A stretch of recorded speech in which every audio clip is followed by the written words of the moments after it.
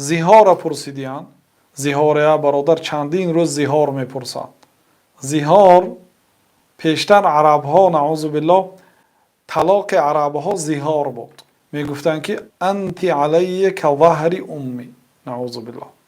و زنشان خطاب کرده میگفتند که اگر طلاق دادنی باشند تو برای من مانندی پشتی مادرم، یعنی خیلی که مادرم برای من حرام است، تو هم برای من حرام هستی. یعنی همین با همین لفظ زنهاشون رو طلاق میکردند. بعد شریعت آمده این عمل را بیکار کرد. وقتی که پیامبر صلی الله علیه و سلم به زیهار هم حکم طلاق دادن، بعد الله تعالی حکم زیهار را تغییر داد. یک سوره الهیده آمدگی است. لقد سمع الله قول التي تجادلك في زوجها وتشتكي الى الله والله يسمع تحاوركما، سوره مجادله. در اینجا کسی اگر زیهار کند، الله تعالی برای او بعضی عملها را واجب کرد، آن عملها را اجرا میکند، لیکن زنش برای او حرام نمیشد. زنش باقی در نکاحش میموند. اگر یعنی که زیهار در شریعت ما طلاق حساب نمیشد، لیکن به هر حال این گناه کبیره است. این ممکن نیست این خیلی تلفظ کردن این خیلی سخنها. الذين يظاهرون منكم من نسائهم ما هن امهاتهم. الله تعالی گفت که آنهایی که زنهاشون میگن که شما برای من مانند مادرم هستید، این با این یک گپ و مادر نمیشد. این امهاتهم الا الله ولدنهم. الله تعالی گفت که مادری آدم فقط آن آدمی که او را تولد کرده است. بنابراین مادری همسر هم مادر گفتن درست نیست. حتی بعض علما رو شنیدم که میگه عمک گفتن هم اجازت نیست یا خاله گفتن هم اجازت نیست. میگن برای اینکه عمک در شریعت یک شخصی است که مثلا برای او میراث داده میشد. او اما علمت ان عم الرجل سینو ابیه، عمکی مرد مثل پدرش است، یا الخاله بمنزله الام، خاله به منزله مادر است.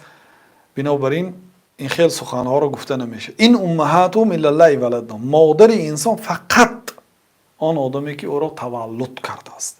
این چون غیر پدرش هم انسان باید دیگر کسی پدر نگوید. و انهم لیقولون منکرا من القول و زورا. الله تعالی گفت که این یک قول منکر است، گفت یک قول باطل است که به همسرش گفت که تو مانند مادرم برای من، زور و دروغ است. گفت والذین یظاهرون من نسائهم ثم یعودون لما قالوا فتحریر رقبه. کسی زیهار کند، یعنی زنش گوید که تو برای من مانند مادرم یا خواهرم یا مانند دخترم گوید، یعنی چه خیلی که اینا برای من حرام است، تو هم برای من حرام هستی، به همین معنا اگر زیهار کند فتحریر رقبه، باید غلام آزاد کند برای کفاره این گناهش. من قبل ان یتمس، پیش از آن که به زنش نزدیک شود. یعنی بعد این گپا گفتن همان روز زندگی نمی کند، یعنی تا این شرط ها را اجرا کند، غلام آزاد کند. اگر غلام آزاد کرده نتواند، فمن لم یجد، کسی غلام آزاد کرده نتواند، در زمان ما غلام نیست، فصیام شهرین متتابعین من قبل ان یتمس، 2 ماه پنج در هم روزه می‌دارد پیش از آن که به زنش دست رساند.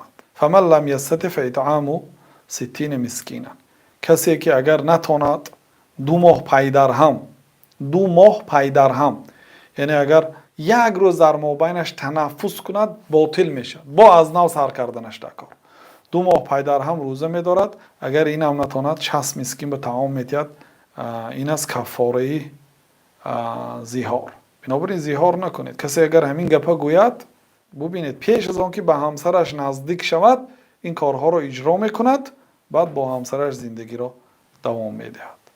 ببینید این قرآن برای ما دستور زندگی هست. این قرآن فقط برای قرائت برای گذشتگان و ما از معناهاش بیخبر ماندن و این چیز نیست. احکام زندگی در این است برادرای عزیز.